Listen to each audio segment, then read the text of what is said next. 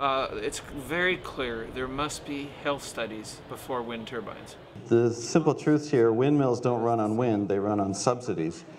And solar panels are not powered by sunlight, they're powered by taxpayers. But again, nobody has looked at it. Nobody has looked for long-term damage of a low-frequency sound. There's this myth out there that large wind turbines don't reduce greenhouse gas emissions and that they don't really have an impact. I just don't know where they get that. That's ludicrous. How heavy do we want to emphasize, all the downsides of nuclear? At some meetings, there's been some pretty nasty things said, and nasty things said against some councillors, and it's not the county way.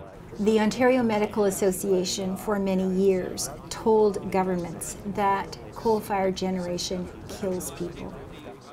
The thing that makes the wind farm issue so controversial is because there's money involved, for one thing, and there's our landscape and our heritage and our lifestyle is being affected by it. I wish this would all go away. I wish they had never discovered Prince Edward County. I wish we could pull up the bridges, close off the ferry. People would just leave us alone. The anti-people know. My name is Mitch. I live in Prince Edward County. I moved here when I was 16. Since then, I've come to call it home. The county is a beautiful place, and it's known for many things. You may know it as wine country. You also may know it as a great summer vacation spot. But one thing that many people don't know is that because of its proximity to Lake Ontario and its flat and wide open terrain, tourists, wine lovers, and beach bums aren't the only ones flocking to Prince Edward County.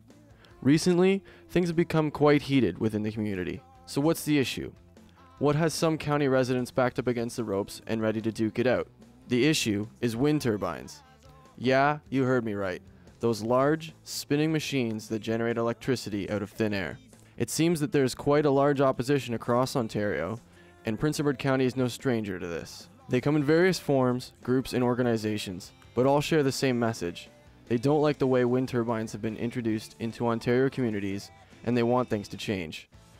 But there's also people who wholeheartedly support wind turbines, and the two groups go toe-to-toe frequently.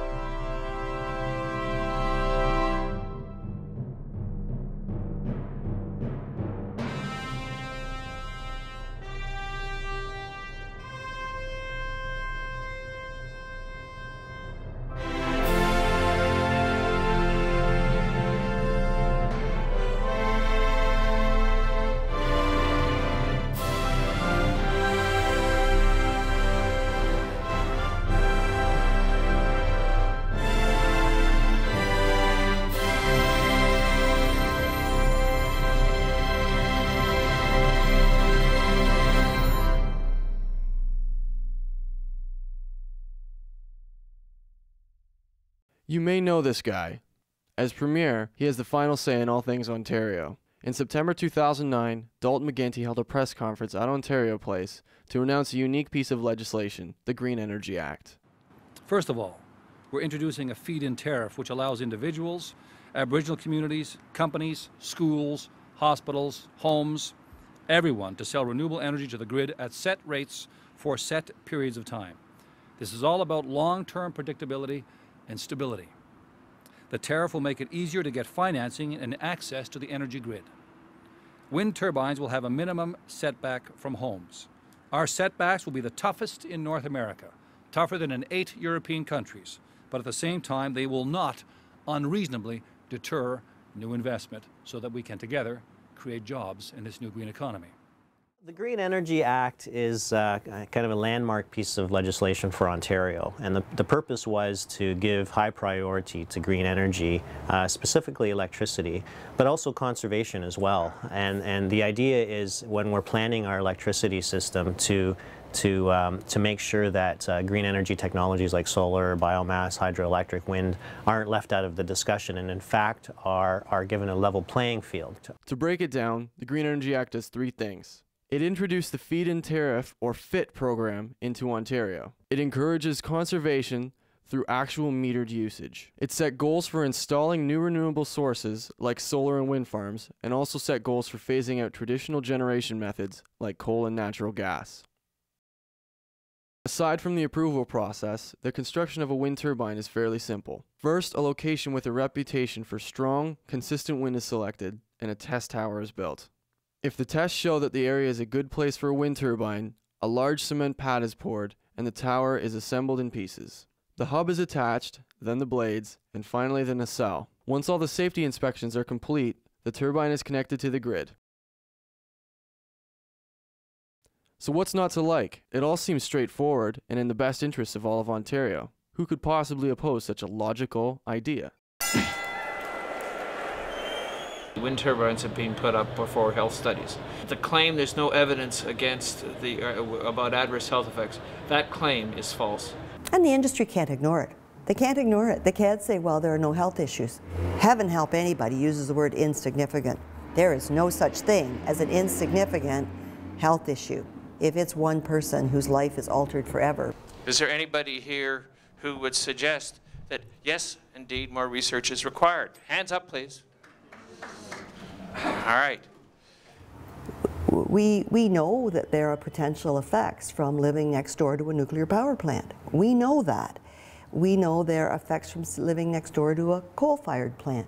So we know. So our sense would say, to me, we need to look at, is there a health implication for being next door to a wind turbine? We have a very special location here, and people come here specifically, not just tourists. There was a lot of talk about tourists. People come here to establish businesses, grow the economy. The turbines turn it into a very industrial situation. They alter the landscape. They look, in my view, wretched. They don't look pretty at all, and they still sometimes spin and continue to kill birds and bats. The footprint.